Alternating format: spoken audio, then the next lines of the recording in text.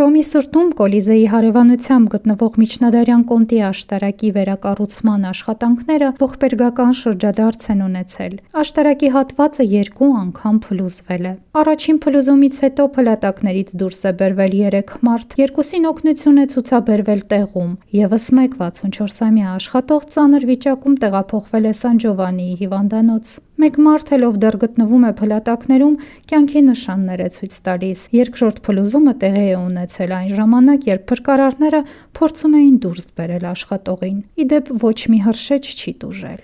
Լարգո Կորադորիչի փողոցի երթևեկությունը միջադեպից հետո փակվել է արտակարգ ծառայությունների մուտքը դեպքի վայր ապահովելու համար։ Հռոմի դատախազությունը հետաքննություն է սկսել անփութության հետևանքով վնասներ պատճառելու հոդվածով։ Քննիչները տեխնիկական փորձաքննություն կանցկացնեն փլուզման պատճառները պարզելու համար։ Վարկածներից մեկը ներքին կառուցվածքային վնասն է։ Կոնտի աշտարակը կառուցվել է 1203 թվականին Ինոկենտիոս III պապի հրամանով իր ընտանիքի ազնվական Կոնտի դը Սենիի համար։ Սկզբնապես այն ուներ մոտավորապես 50-ից 60 մետր բարձրություն, սակայն 1348 թվականի երկրաշարժից հետո աշտարակը կորցրել էր իր վերին հարկերը և կանգուն մնացել միայն կիսով չափ, մնալով միջնադարյան Հռոմի ամենավառ խորհրդանիշներից մեկը։